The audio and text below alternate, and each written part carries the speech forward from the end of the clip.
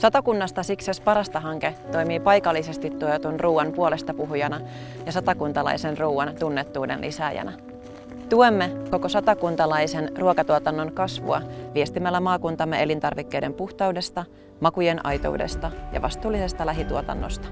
Tavoitteenamme on edistää paikallisten tuotteiden pääsyä eri markkinakanaviin sekä vahvistaa alan toimijoiden verkostoitumista.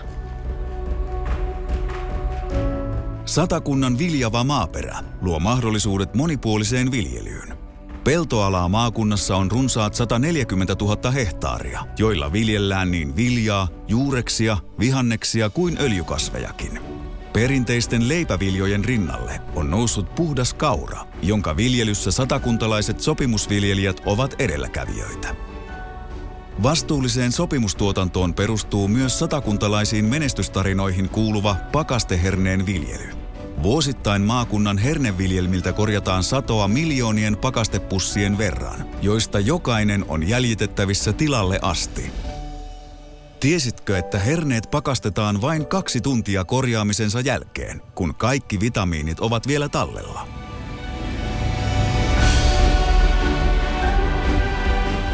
Suomen ruoka-aittana tunnettu Satakunta on myös vahvaa lihantuotannon aluetta. Maakunnan tiloilla laiduntaa tuhansia nautoja, karsinoissa kasvaa kymmeniä tuhansia possuja ja myös lampaiden määrä on kasvussa. Broilerien jalostajana Satakunta on maan suurimpia ja kalkkunoiden määrässä ylivoimainen ykkönen. Eläinten hyvinvoinnista huolehtien tuotettua lihaa hyödynnetään monipuolisesti niin kodeissa kuin ammattikeittiöissä. Satakuntalaiset lihajalosteet tunnetaan korkealaatuisina kautta Suomen, ja maakunnan lihaa menee myös vientiin suomalaisen lihateollisuuden toimesta.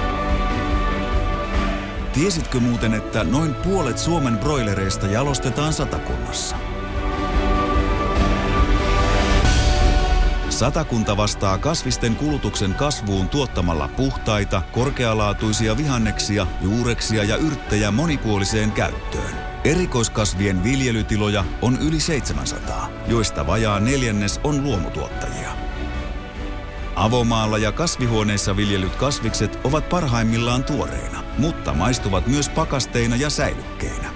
Pääosa nautitaan valtakunnallisten merkkituotteiden muodossa, mutta esimerkiksi kurkkua ja punajuurta riittää myös paikallisten toimijoiden jalostettavaksi.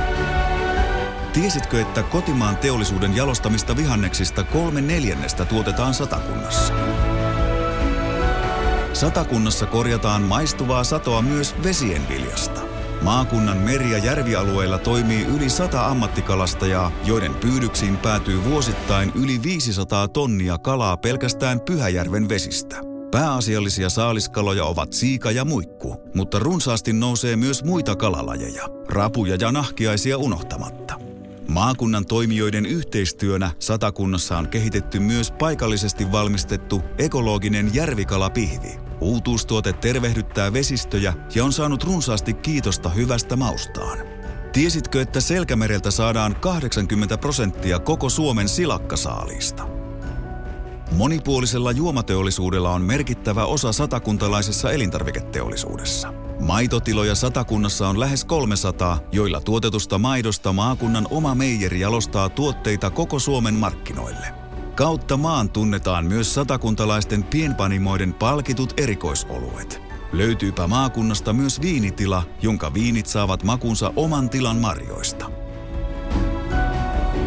Maakunnan marjasadosta riittää raaka-ainetta moniin muihinkin tuotteisiin, mehuista hilloihin.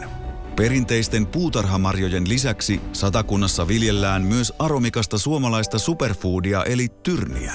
Moni marjatila jatkojalostaa satonsa itse ja myy suoramyyntinä kuluttajille, mutta pääosa sadosta menee teollisuuden käyttöön.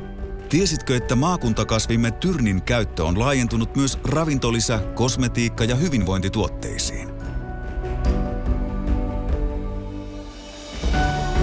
Satakuntalaiseen ruokaketjuun kuuluu niin valtakunnallisia kärkiyrityksiä kuin lähes 200 pienempää lähiruuan jalostajaa. Maankuuluja ovat esimerkiksi satakuntalaiset kalatuotteet, aidot saunapalvituotteet ja perinteiset kakot.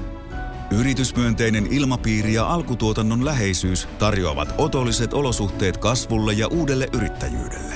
Erikoisemmatkin ideat otetaan innolla vastaan ja valmiit verkostot tukevat niin tuotekehitystä kuin markkinointia.